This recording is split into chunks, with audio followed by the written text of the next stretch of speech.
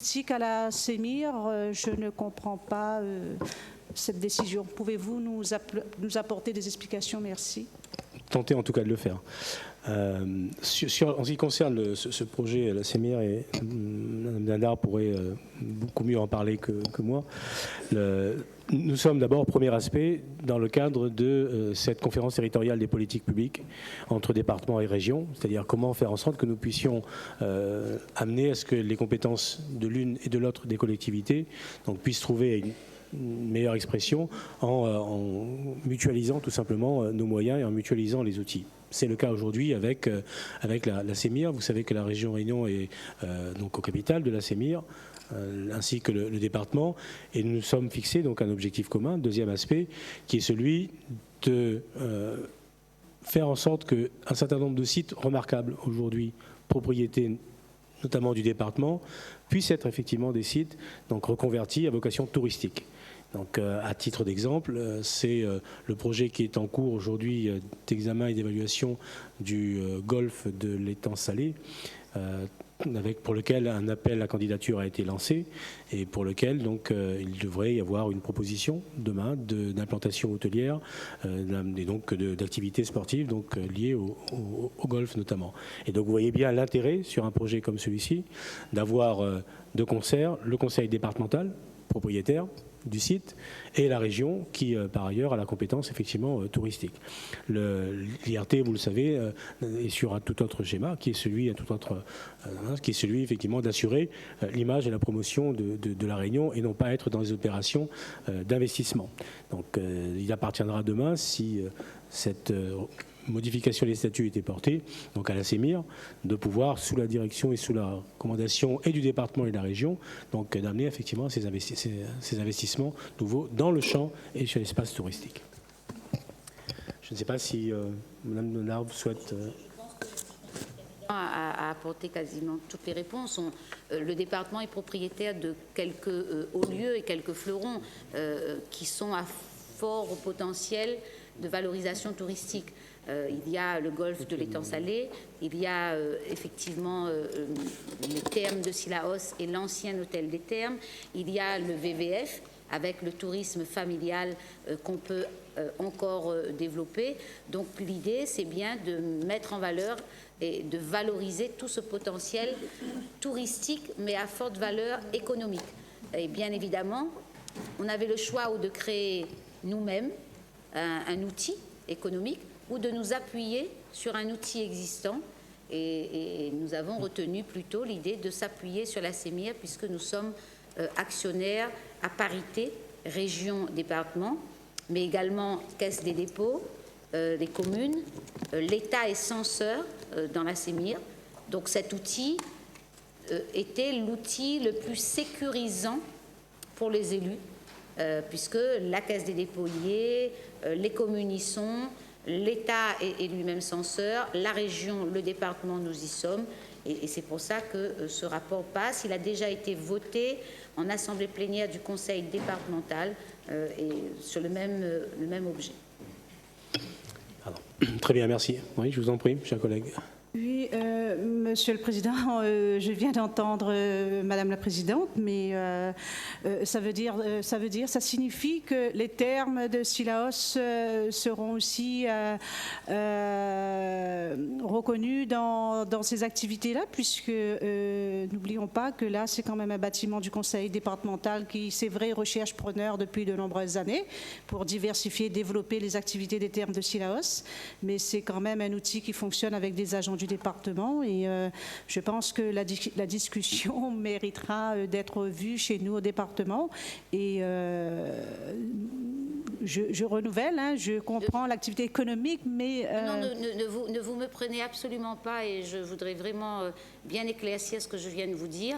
Il s'agit bien, et il y a eu 2 visites de terrain avec l'ARS, le maire de Sillaos qui était présent, la sous-préfecture de Saint-Pierre, nous-mêmes, sur l'ancien hôtel des Thermes de Sillaos et les possibilités que nous avons de faire remonter de l'eau des thermes jusqu'à des baignoires dans les hôtels. Et ce seront des privés via autorisation de l'AS qui pourrait répondre à cet appel à projet. Alors surtout, Madame la conseillère régionale, ne prenez pas, mais vous avez tendance à le faire, votre chapeau de syndicaliste départemental et ne faites pas peur, n'agitons pas le chiffon rouge vis-à-vis des agents du conseil départemental sur les thèmes de sécurité. Très bien, merci. Est-ce qu'il y a d'autres interventions sur ce rapport? S'il n'y en a pas, je propose de mettre aux voix. S'il y a des oppositions, est-ce qu'il y a des abstentions? Monsieur Bédier, Madame Gobalou, plus procuration de Monsieur Annette, Madame Nativet, plus procuration de Madame Profil, Madame Rivière, Madame Bello, Madame Nativet, plus procuration de Monsieur Cadet. Très bien, merci. Les votes favorables? Monsieur Lorion, plus procuration de Madame Lenormand, Madame Dindar, Monsieur Didier Robert, Monsieur Lagourgue, Madame Nadia Ramassami, Madame Coste, Monsieur Picardo, plus procuration de Monsieur Patel, Madame Bassir, Madame Bénard, Madame Fabienne Coapel-Souré, Monsieur Foissin, Monsieur Fournel, Monsieur Gondin, Monsieur Guézelot, Madame Waro, Madame Kabedi, Madame Limonsim, Madame Mdouaouma, Madame Moutou-Komora-Poulé, Madame Aline Murin-Waro, Madame Noël, Monsieur Payette, Monsieur Rivière, Monsieur Téchir, Monsieur Valli, Madame Vitry. Très bien, merci. Madame Pardon, excusez-moi. Monique Bénard, Monsieur Jacques Waro. Très bien, merci beaucoup. Merci à chers collègues, ce rapport est adopté. Je propose de passer au rapport suivant concernant l'augmentation du capital de la Sodiac. Si je peux avoir très rapidement, M. Bachir Valli, l'avis de la commission. Aménagement, développement durable et énergie. S'il vous plaît. Avis favorable de la commission. Merci, chers collègues. Est-ce qu'il y a des interventions sur ce rapport? S'il n'y en a pas, je propose de mettre aux voix. Est-ce qu'il y a des oppositions? Est-ce qu'il y a des abstentions? Ce rapport est adopté. Merci beaucoup. Madame, pardon. Excusez-moi, je vous en prie. Bello, Monsieur Bédier, Madame Gobalou, plus procuration de Monsieur Annette, Madame Nativel, plus procuration de Monsieur Cadet, Madame Profil et Madame Rivière. Très bien, merci. Ce rapport est adopté. Enfin, je vous rappelle qu'il s'agit d'une SEM de la mairie de Saint-Denis, quand même. Mais bon, chacun comprendra ce qu'il peut. Très bien. Je vous propose de passer au rapport suivant, donc, qui concerne les orientations budgétaires pour l'exercice 2017. Je vous propose de prendre immédiatement l'avis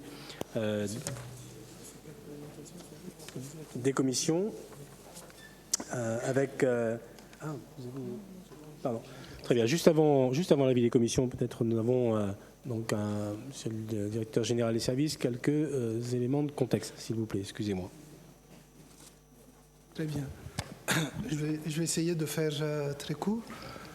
Tout simplement, vous présenter sur ces slides le contexte économique et financier et l'environnement international. Vous avez sur ce slide les perspectives de l'économie mondiale établies par le Fonds monétaire international en juillet 2016. Vous avez la situation du monde avec les perspectives de croissance autour de 3,1% en 2016, 3,4% en 2017. Ce qu'il faut peut-être remarquer ici, c'est le décalage entre les perspectives de croissance dans le monde et la situation de l'Europe, où il y a un vrai décrochage, puisque la zone euro est à 1,6, 1,4 en 2017. S'agissant des pays émergents, c'est essentiellement l'Inde et la Chine, avec des niveaux de croissance de 6 à 7% par an, qui portent bien la croissance du monde.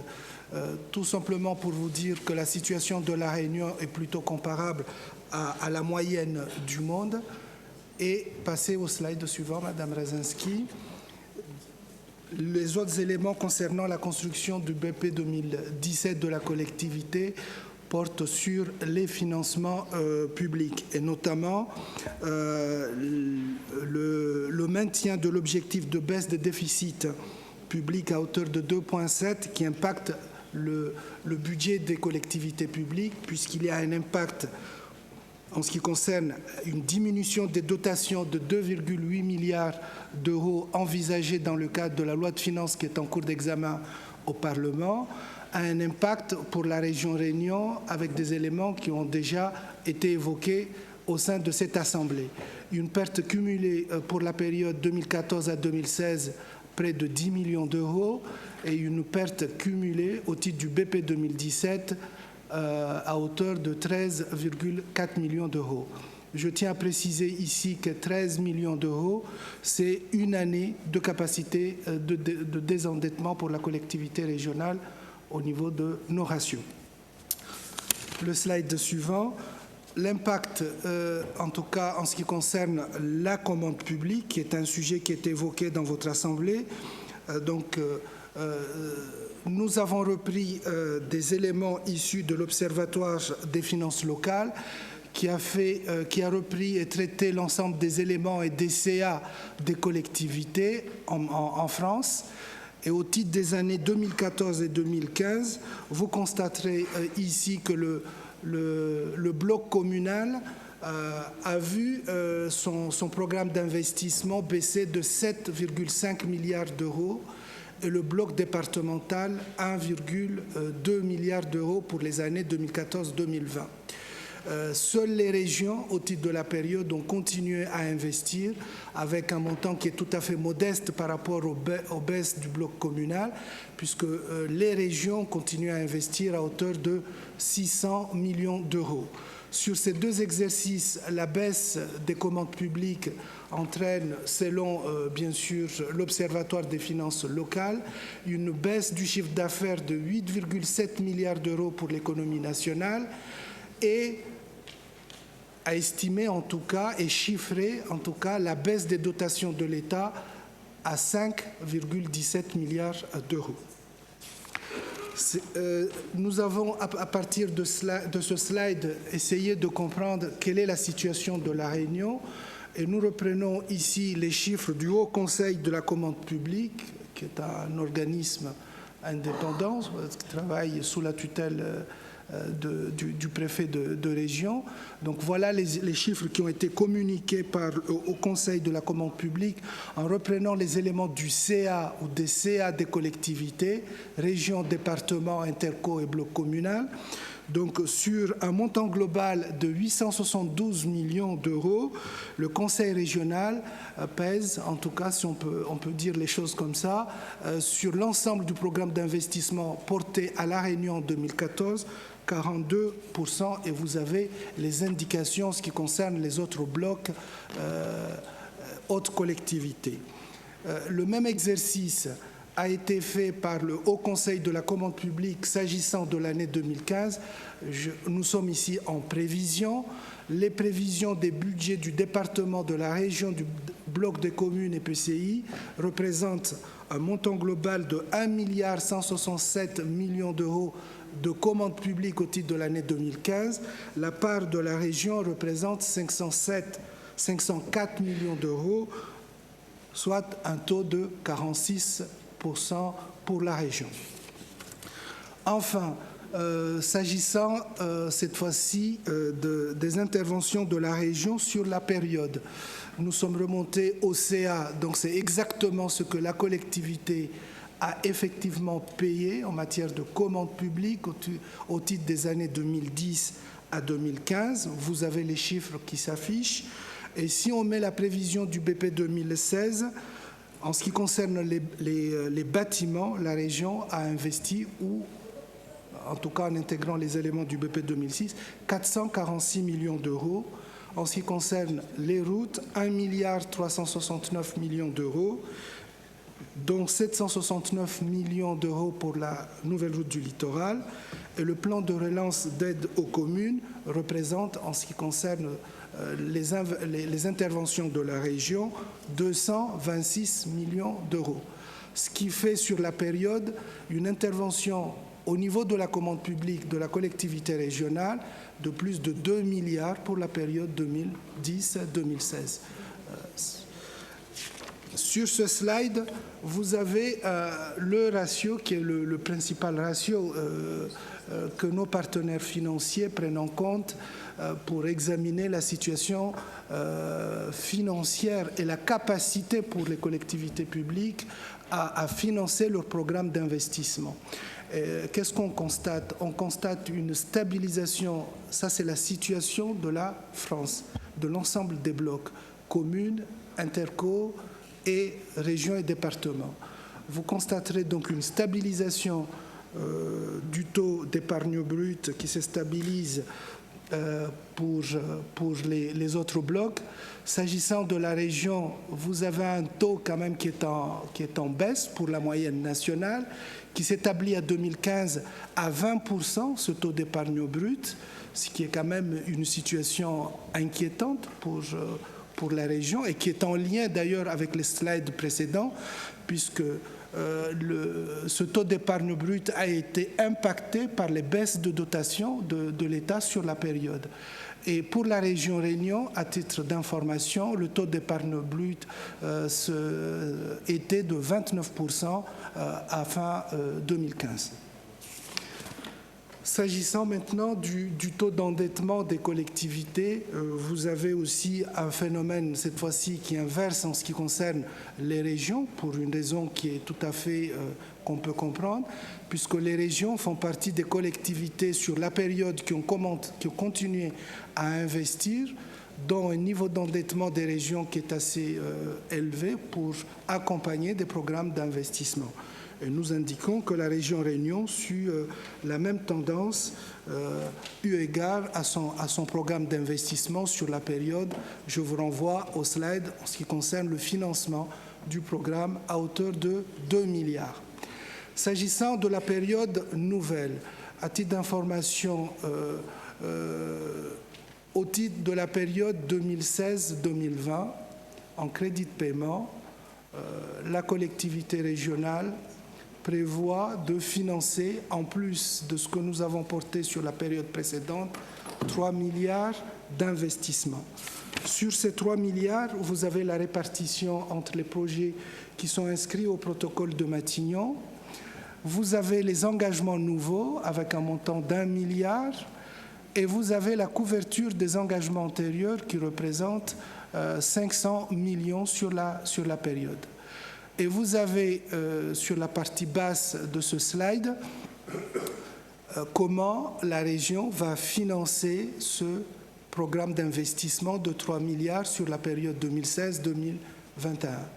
La région va financer ce programme d'investissement à travers son épargne brute, d'où en tout cas la volonté de la région sur la période de maintenir un niveau d'épargne qui soit élevé pour apporter cette contribution à hauteur de 770 millions d'euros. Vous avez des recettes d'investissement et nous tenons à apporter aux élus une information qui est assez intéressante. Le président région a signé ce matin la convention de financement de la nouvelle route du littoral sur l'ensemble de la période 2016-2020 avec l'État et porte sur une enveloppe de 508 millions d'euros, donc avec un engagement pluriannuel de financement de l'État à partir de 2007 à hauteur de 100 millions par an. Donc cette convention a été finalisée et signée. Vous avez sur cette partie le remboursement par l'État du FCTVA qui représente une somme assez importante et vous avez d'autres dotations de l'État versées aux collectivités en ce qui concerne notamment le transfert de compétences des lycées avec des dotations qui tournent autour de 50 millions d'euros par an.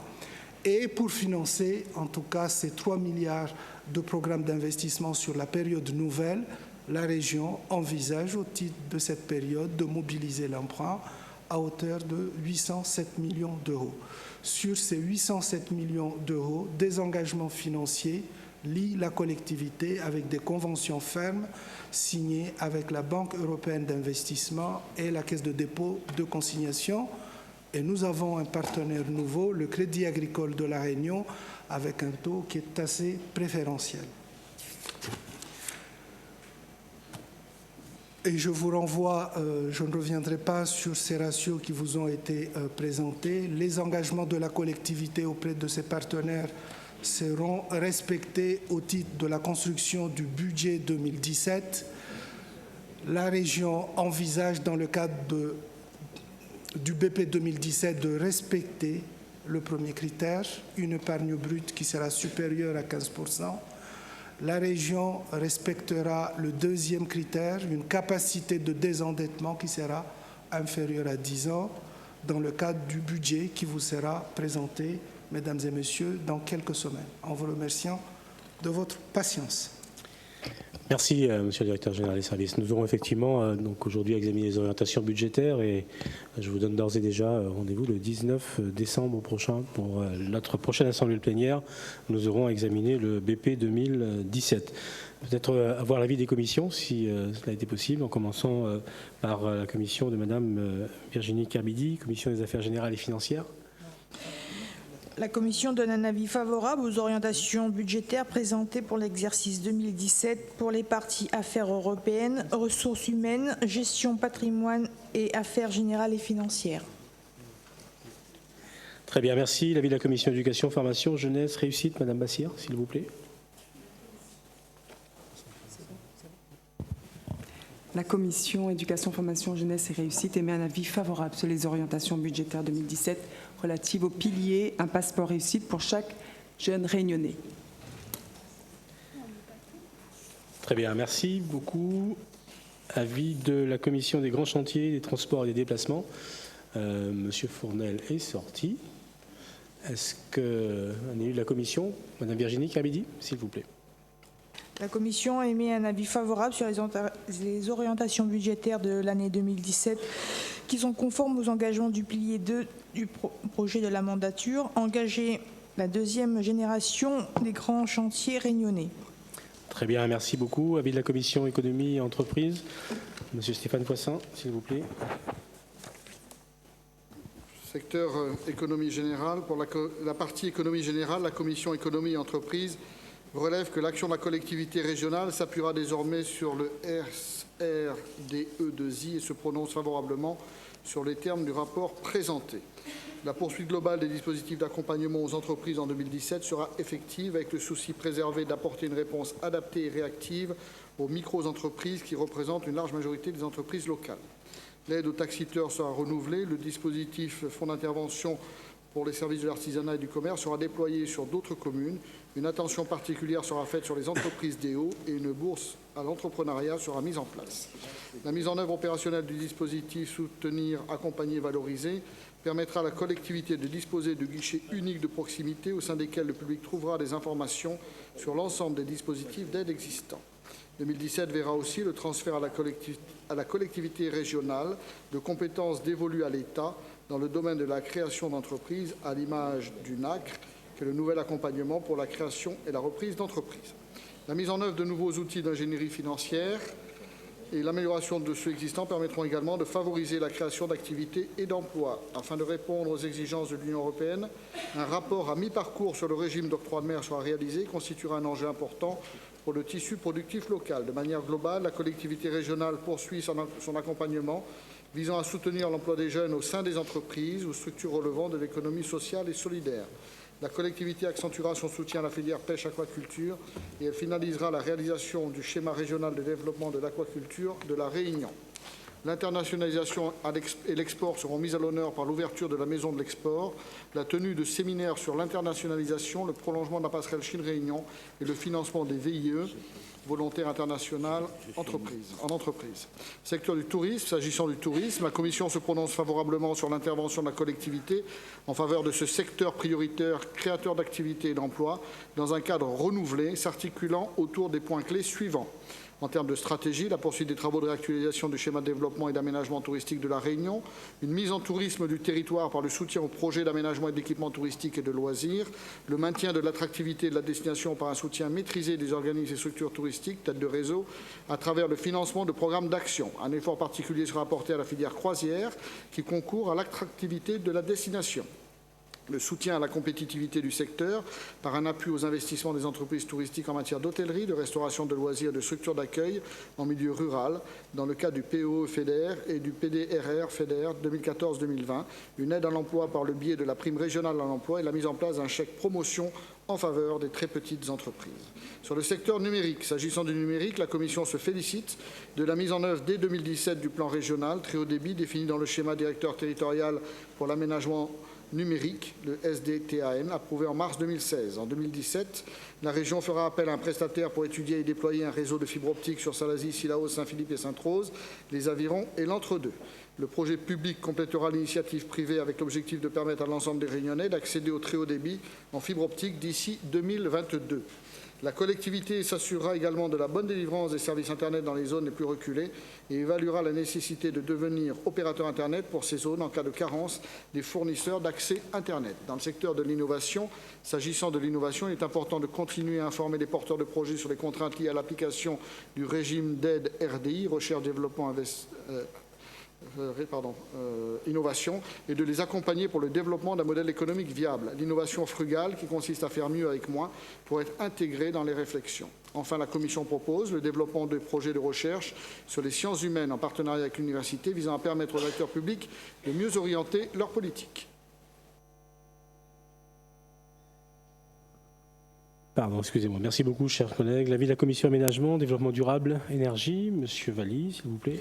La Commission souligne que les orientations budgétaires de l'année 2017 s'inscrivent en déclinaison des priorités de la mandature relative au pilier 4, libérer la terre réunionnaise. Concernant le secteur aménagement, l'année 2017 sera consacrée à la finalisation de la procédure de modification du SAR engagée en 2014, également initier une procédure d'élaboration d'un nouveau document de planification régionale. Sur ce point, une erreur matérielle s'est glissée dans le rapport en page 152. Il faut lire plan de développement durable de type PADUC et non PADAVC comme indiqué. Des actions seront également menées en faveur de l'aménagement et du développement des hauts par une accentuation dans la mise en œuvre des dispositifs régionaux sur le territoire de cette 5e micro-région. En matière d'énergie, les actions de la région pour 2017 seront menées en déclinaison de la programmation pluriannuelle de l'énergie, qui établit les priorités d'action et les objectifs en matière de réduction de la consommation d'énergie, de développement de la production d'énergie à partir d'énergies renouvelables. Dans ce cadre, la Commission souligne l'intérêt des dispositifs éco-solidaires et chèques photovoltaïques et propose d'amplifier le dispositif SLIM, service local d'intervention pour la maîtrise de l'énergie, qui pourrait toucher 5 000 bénéficiaires en 2017.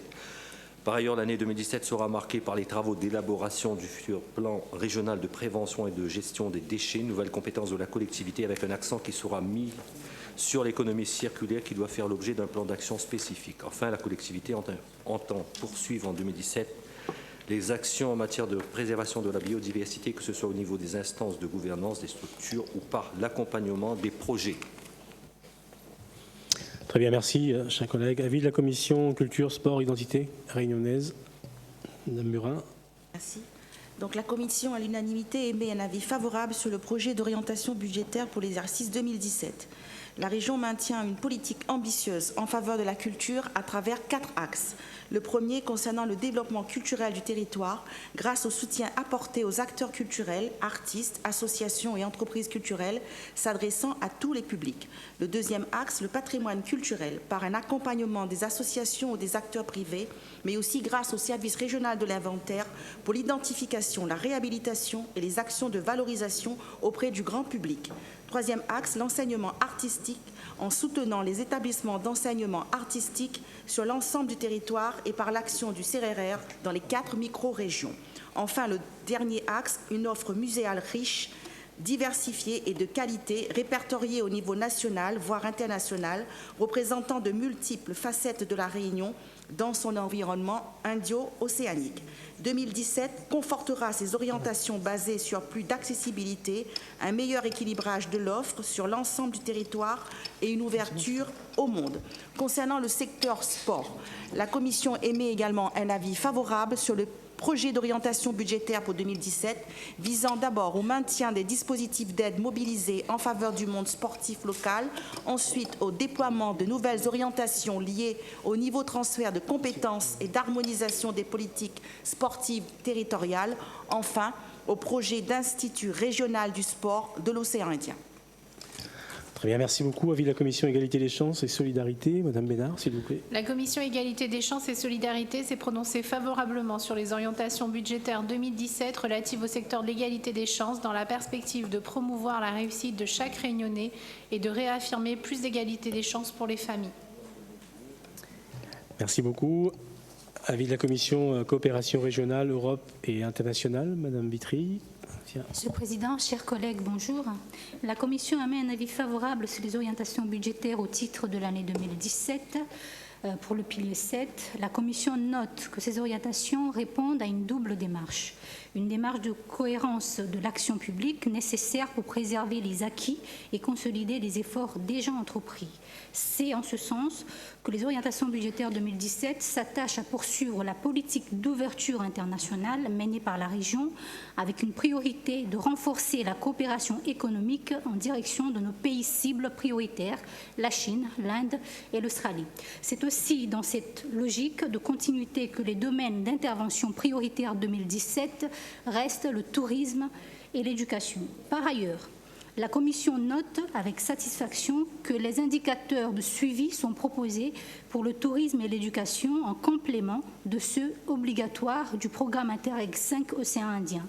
S'agissant de la coopération multilatérale, la Commission rejoint la nécessité d'approfondir toute possibilité de partenariat visant à contribuer une participation plus active de la Réunion au sein des organismes internationaux tels que le COMESA et l'IORA, et ce, bien évidemment, en partenariat avec l'État.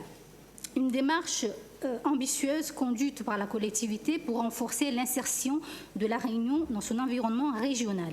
La Commission partage largement la nécessité de renforcer les liens entre la Réunion et les pays de la zone océan Indien. De plus, la Commission souscrit à la pertinence et au pragmatisme d'inscrire la politique d'ouverture internationale de la collectivité dans le cadre privilégié du programme Interreg Océan Indien 2014-2020 pour lequel elle est pleinement compétente. À ce titre, elle constate les avancées de la mise en œuvre de la Convention cadre Interreg 5 et se félicite du temps néanmoins préservé pour la concertation nécessaire pour déterminer avec nos partenaires les domaines d'intérêt commun. Merci. Très bien, merci beaucoup, chers collègues. Les débats sont ouverts. Qui souhaite prendre la parole sur ces orientations budgétaires? Oui, Madame Bello, je vous en prie. Merci. Chaque année, le discours d'orientation budgétaire est l'occasion, c'est normal, que pour la région d'exposer devant l'Assemblée plénière les grandes lignes de son action future. Chaque année, on nous annonce la même rhétorique de bonnes intentions. Chaque année, vous vous faites plaisir en vous gargarisant de belles paroles et chaque année, la Réunion, elle s'enfonce de plus en plus dans la difficulté. L'analyse de la situation budgétaire de la collectivité montre que le fonctionnement prend toujours plus le pas sur les investissements à hauteur de 40% contre 60% en prenant en compte les mouvements réels du budget. Ces orientations se caractérisent à la base par une anomalie. Elles sont construites sur une trajectoire d'équilibre élaborée en 2012, trop optimiste, selon la Chambre régionale des comptes, alors même que le rapport nous annonce une actualisation pour très bientôt.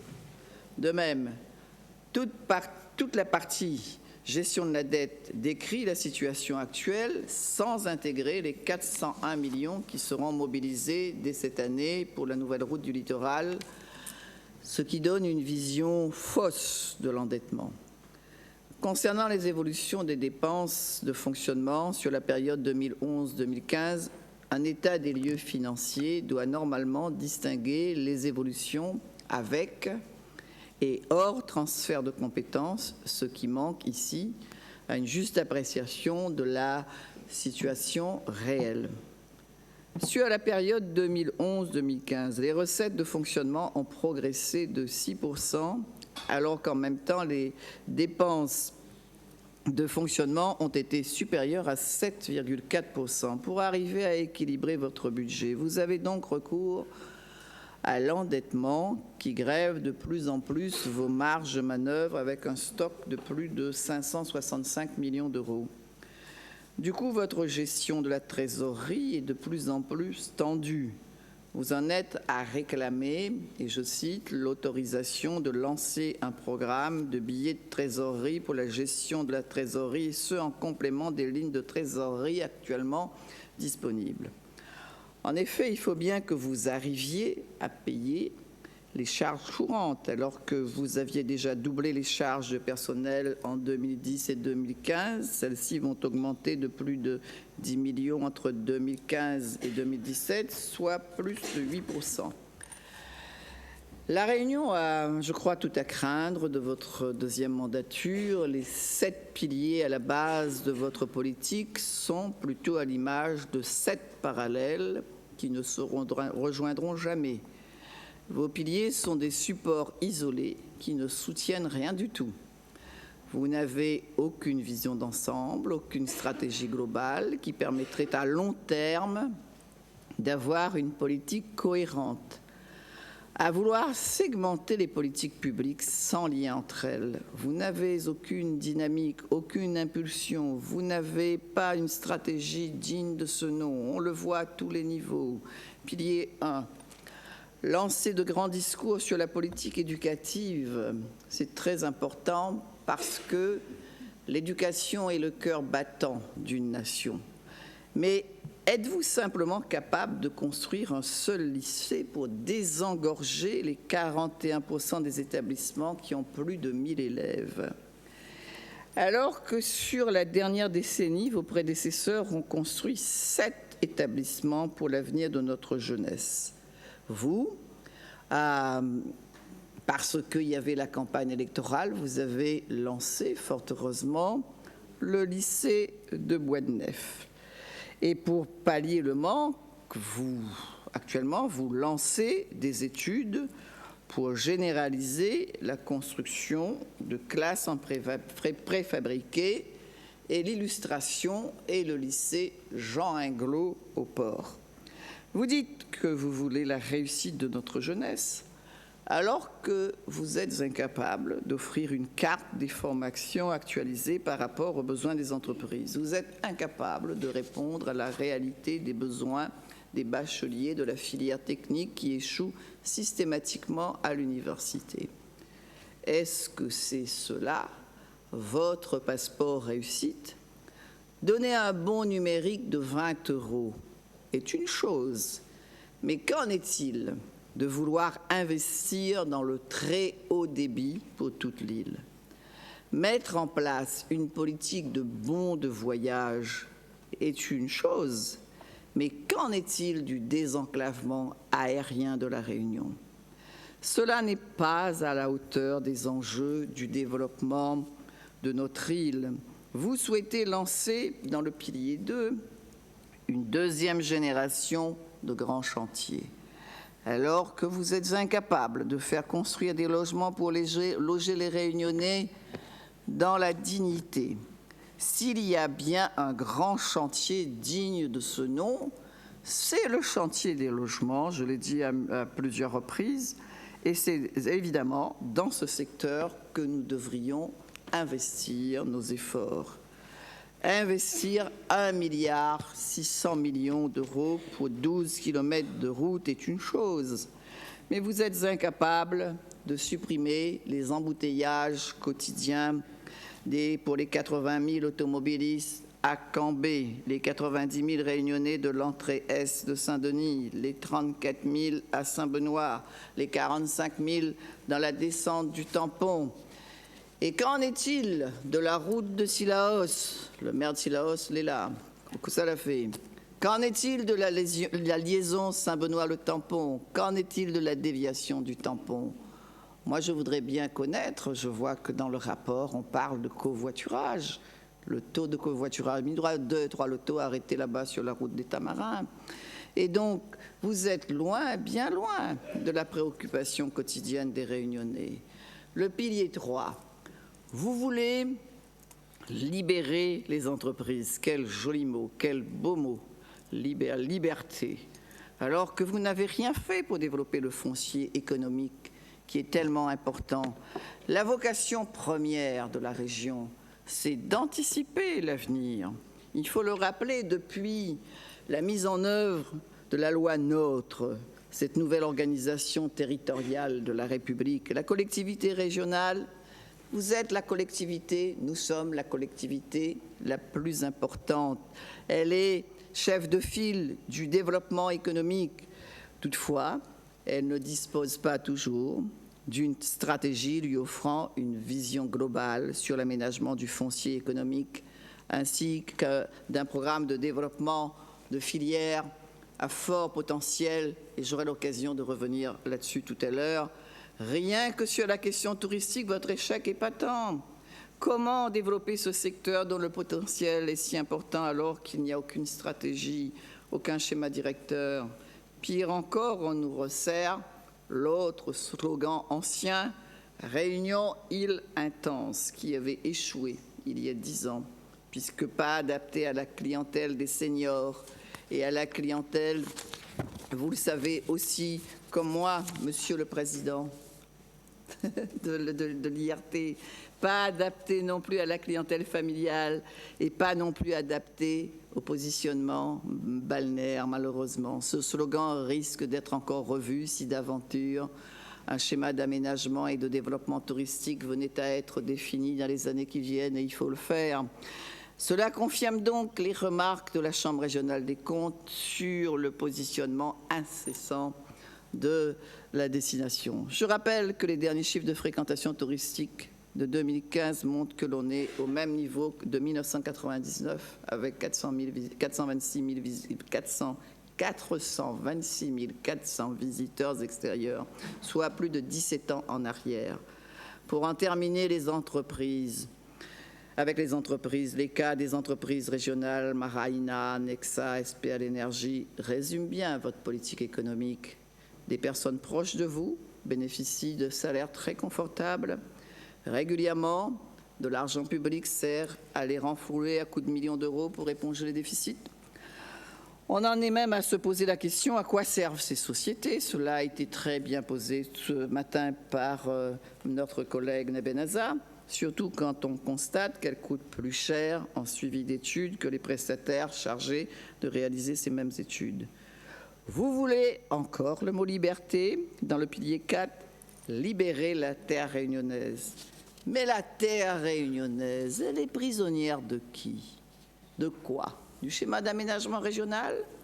Ce n'est pas possible car vous avez toutes les compétences entre vos mains. Est-ce à dire que vous êtes prisonnier de vos propres turpitudes? À cet égard, vous avez choisi la procédure de modification partielle du schéma d'aménagement régional comme indiqué en page 151 du document des orientations budgétaires. Cela vous impose donc la contrainte de ne pas modifier l'économie générale du schéma. Ainsi, certains projets qu'on annonce à corps et à cri ne verront pas le jour sous cette mandature. C'est par exemple Monsieur Virapoulet, le cas du port de Bois-Rouge, qui restera un leurre sans lendemain, puisque non inscrit dans la modification partielle. Moi, j'ai vu que l'on a annoncé ça hier à grand son de trompe. Le pilier 5, notre identité, notre culture, notre fierté. Quelle fierté, Monsieur le Président, pouvez-vous avoir après n'avoir pas voté en tant que sénateur la reconnaissance de la langue créole dans la Constitution? Monsieur le Président, il y a 6000 langues sur la terre, qu'en anaine, les pulins, tout le monde pleure. Toutes les langues sont belles, la nôtre, les autres, toutes elles sont belles. Quelle fierté pouvez-vous avoir en réduisant à néant une médiathèque neuve, mais je reviendrai là-dessus tout à l'heure. Le pilier 6, plus d'égalité des chances pour des familles réunionnaises. Quel espoir pour les 116 000 Réunionnais qui souffrent d'illettrisme. Les cases à lire, elles ne sont pas faites pour apprendre à lire. Vos élus l'ont réaffirmé à plusieurs reprises. Vous fuyez vos responsabilités sur une cause aussi grave et pourtant l'UNESCO a travaillé. Yosso Puedo, c'est 25 pays du monde utilisent cette méthode qui a été initiée par l'UNESCO. Vous fuyez vos responsabilités sur une cause aussi grave car la lutte contre l'illettrisme est bien une compétence régionale. Pilier 7, cap sur le monde, cap sur l'océan Indien. Lors de la dernière assemblée, votre majorité a voté une motion en faveur de Mayotte à l'instar de notre groupe. Qu'attendez-vous pour agir? Sur les fonds européens, vous disposez de plus de 63 millions pour intervenir sur toute la zone. Et, Monsieur le Président, je ne peux pas terminer en ne posant pas le problème de la 5e micro-région dont vous nous avez repiqué le concept. Et là, si, on a parlé bien avant vous. Et la nécessité de s'attacher à cette cause. Et donc, là-dessus aussi, j'en parlerai tout à l'heure. Et là-dessus, on ne parle plus du tout de la 5e micro-région. En définitive, mesdames, messieurs de la majorité, vos discours nous indiquent que tout va pour le mieux, que la région n'a jamais été aussi performante. Mais la réalité, vous le savez aussi, elle est tout autre. La réalité des Réunionnais n'est pas celle que vous décrivez. Je vous remercie. Très bien, merci beaucoup, Madame Bello. D'autres interventions? Madame Méleza, je vous en prie. Merci, Monsieur le Président. Alors, en préambule de mon intervention, je voudrais apporter une remarque. Hormis quelques évolutions qui sont pour le moins incompréhensibles et sur lesquelles je reviendrai dans ces orientations budgétaires, il est quand même assez flagrant de constater le nombre de passages dans ces orientations budgétaires 2017 qui correspondent mot pour mot à ce qui était écrit dans les orientations budgétaires 2016.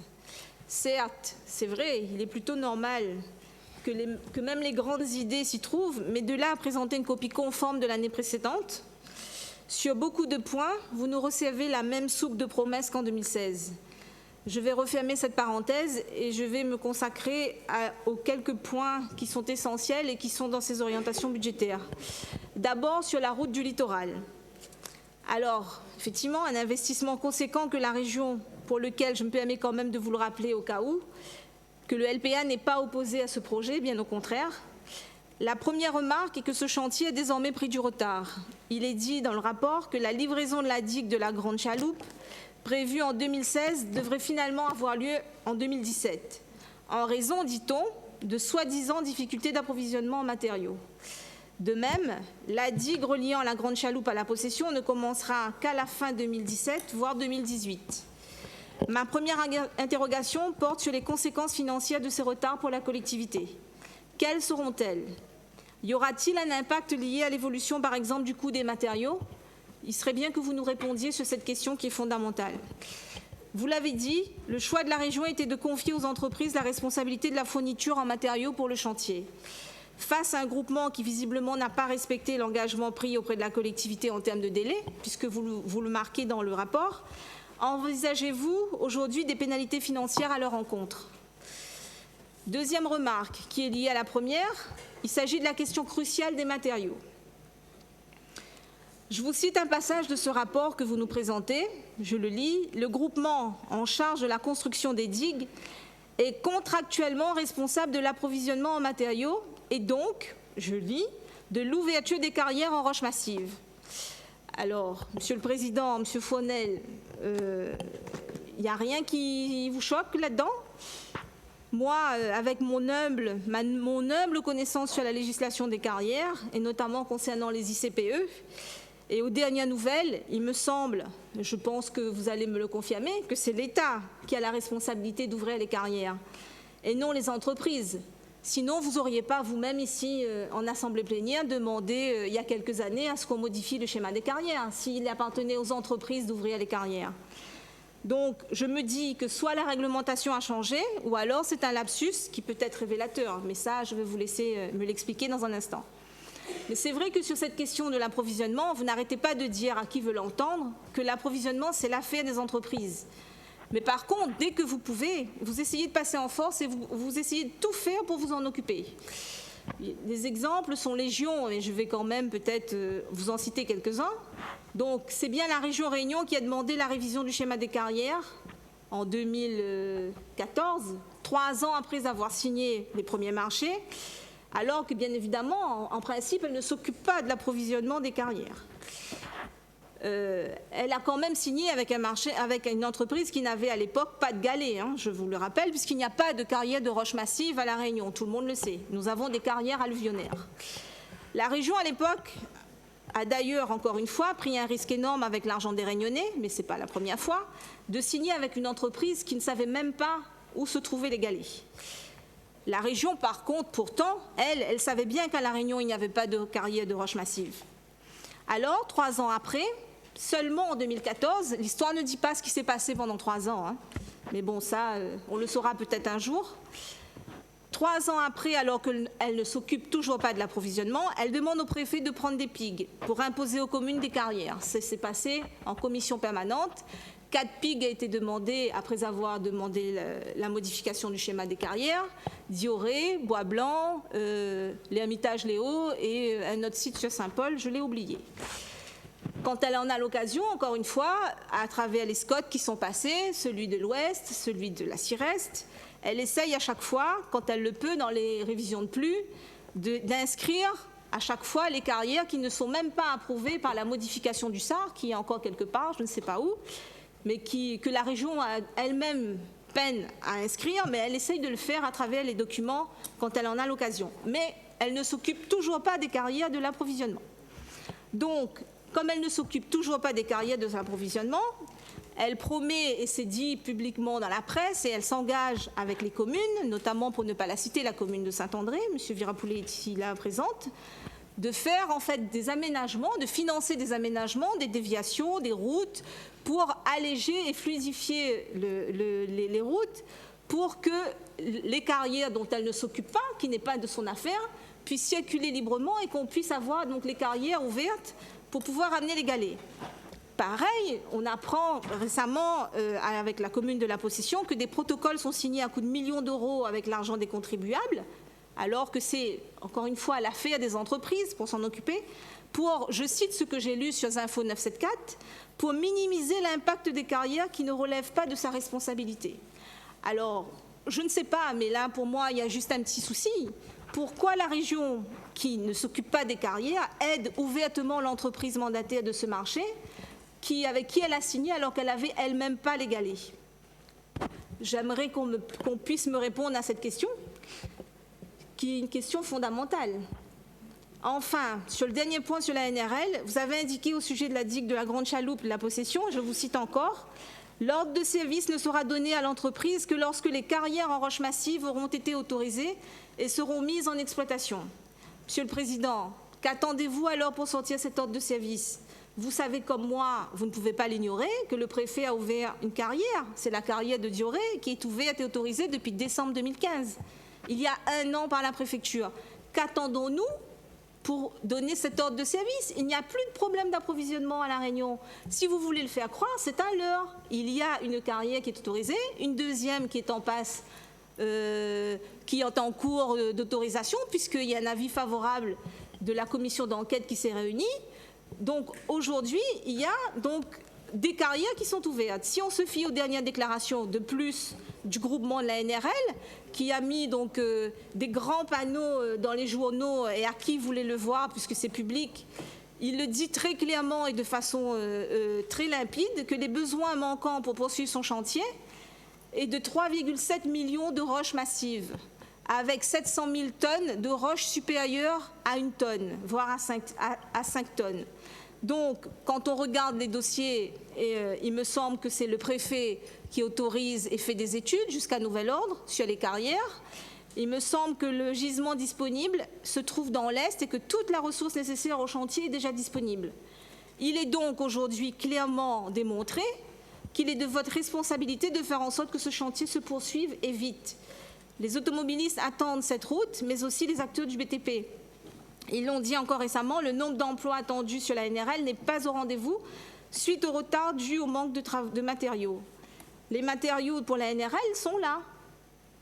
C'est une réalité. Ils sont là depuis décembre 2015. En fait, si le chantier n'avance pas au rythme prévu aujourd'hui, c'est vous qui êtes en train d'organiser ce retard. Et s'il n'avance pas, c'est de votre faute. C'est parce que vous avez décidé sans doute, mais j'ose espérer que non, de faire le jeu de l'entreprise attributaire, pour ne pas la citer, le groupement Colas, qui attend sans doute, parce que les prix ont été certainement montés comme ça dans l'offre que vous avez signée, qui attend sans doute après sa filiale d'approvisionnement, qui est la SCPR, que tout le monde connaît, qui souhaite ouvrir une carrière sur Saint-Leu, qui est sa filiale d'approvisionnement, que la SCPR lui apporte les galets. Alors, en principe, l'approvisionnement, ce n'est pas votre problème. Pourquoi vous faites le jeu de cette entreprise? Vous avez une carrière qui est autorisée depuis décembre 2015. Pourquoi ne donnez-vous pas l'ordre de service? Sauf à considérer que vous faites le jeu de cette entreprise avec qui vous avez signé, qui elle-même n'avait pas l'égalé, pour un approvisionnement dont vous ne devez pas vous en occuper. Donc j'aimerais vraiment que vous nous éclaircissiez là-dessus. Parce qu'on a entendu tellement de choses et vous essayez tellement de tromper les gens, à un moment donné, il faut que la vérité soit rétablie. Et j'aimerais qu'elle soit rétablie, preuve à l'appui. Il y a un autre domaine où je dois vous dire qu'il est particulièrement difficile de cerner ce que la région souhaite faire, ce qu'elle envisage pour la Réunion, c'est sur le SAR. Où est-ce que vous nous emmenez? Lors des orientations budgétaires 2016, vous indiquiez qu'en 2016, vous allez arrêter le projet de modification, consulter le Conseil d'État, saisir les personnes publiques, adopter la modification, organiser l'enquête publique et saisir les autorités nationales pour approbation. Je vous rappelle quand même que cette modification du SAR, dans cette modification du SAR, il y a les 4 carrières, dont Dioré qui a été malgré tout autorisé par un PIG, mais qui n'est pas inscrit au schéma départemental, au schéma d'aménagement régional. Mais ça, c'est une parenthèse. Pour les orientations budgétaires 2017, comme je vous l'avais dit en début d'intervention, vous nous recevez exactement mot pour mot la même soupe. Qu'est-ce que vous avez fait cette année sur le SAR? Le conseiller d'État, vous ne l'avez toujours pas trouvé. Qu'est-ce qui se passe? Était également envisagée en 2016 la préparation de la phase de révision du SAR, qui était votée en commission, en engageant la phase d'évaluation préalablement au lancement d'une procédure de révision partielle ou totale. Dans les orientations budgétaires 2017, cette révision n'apparaît plus. Vous nous dites que vous allez procéder à l'évaluation du SAR, qui n'a donc pas été fait visiblement cette année, mais cette fois pour l'élaboration d'un nouveau document de planification. Est-ce que, moi je me pose la question, est-ce que M. Virapoulet a eu raison de vos engagements ici même, il y a quelques mois, en mettant, comme il l'avait évoqué, le SAR à la poubelle? Ou est-ce que ce sera un nouveau plan de planification? Et dans ce cas, est-ce que Madame Coipel-Soré, vous avez réussi à mettre tout le monde d'accord avec l'application du SRADET national que vous appeliez de tous vos voeux? Mais comme je vous l'avais indiqué il y a quelque temps, ce que M. Lorion avait aussi confirmé, qui risquerait malgré tout d'être plus contraignant que le SAR actuel. Parce qu'aujourd'hui, même avec le SAR actuel, beaucoup d'intercommunalités, dans le cadre de leur SCOT, n'arrivent pas à consommer les espaces qui sont déjà ouverts. J'imagine vraiment très difficilement comment un nouvel outil expérimental pourrait passer au-dessus des lois Grenelle et Allure et aller au-delà de ce que le SAR actuel ne peut même pas faire. Donc les projets qui sont aujourd'hui contraints par le SAR, ils risquent de l'être demain avec un nouvel outil. Et ça, on verra bien ce que vous allez nous présenter. Toujours en termes d'aménagement, votre politique de transport n'est pas des plus claires. Le Transeco Express, le TCSP pour le transport commun en site propre, le RRTG pour le réseau régional de transport guidé, et finalement ce qui émerge relève de quelques morceaux de voies de bus ici et là. Pensez-vous que c'est comme ça que vous allez arrêter de faire subir aux Réunionnais les bouchons quotidiens qui sont autant de pertes d'énergie et d'argent? Après l'épisode inventé des 2000 bus, on aurait pu s'attendre avec le RRTG à enfin une politique de transport ambitieuse, efficace et cohérente. Rien de tout cela. Je lis encore une fois dans votre rapport pour 2017 un bout de monorail à Saint-Denis, des voies bus à Saint-Paul, des réaménagements d'échangeurs dans l'Est et dans le Sud. Soyons sérieux. Le problème est grave et la question des déplacements ne peut être résolue par des bouts de solutions. Ça, c'est un vrai enjeu majeur pour la Réunion, Monsieur le Président. On aurait pu s'attendre à un moyen de transport innovant, type train, tram. On se retrouve en réalité avec des morceaux de plan régional bus que vous tentez de maquiller par des sigles nouveaux, RRTG, TEE, etc. Il faut peut-être à un moment donné appeler un chat un chat. Pour faciliter le déplacement de la population, quel projet de transport régional la région peut-elle porter? Quel transport en commun faut-il déployer de façon homogène sur toute la Réunion? Voilà ce qu'attendent de vous, je pense, les Réunionnais. Encore une fois, ces orientations sont très révélateurs de la ligne politique qui est la vôtre. On a tendance à confondre l'accessoire et le principal. Les projets qui sont importants, les déplacements, le logement, l'emploi local sont mis en attente. Par contre, on n'arrête pas de créer, et on l'a vu encore aujourd'hui, une multitude de satellites notamment, dans lesquels on n'arrête pas de gaspiller et de verser à fond perdu de l'argent pour des résultats absolument pas avérés. des collectivités, des SPL qui se font effectivement, Madame Bello l'a rappelé et on l'avait dit en commission permanente, on en a fait la démonstration, qui se font payer plus cher de vous assister en tant qu'assistant à maîtrise d'ouvrage, notamment en tranche conditionnelle, et le comble pour un projet dont elle-même, elle dit qu'elle n'en a pas, qui ne sera pas avéré et qui ne sera pas fait. Je veux citer les PAVR, qui a été retiré après 800 000 € et 4 ans d'études par votre propre majorité. 2 dossiers ont été retirés de la SPL Mariana il y a quelques mois en commission permanente parce qu'effectivement, elle était plus chère en prestation d'assistance que le prestataire qui allait faire l'étude.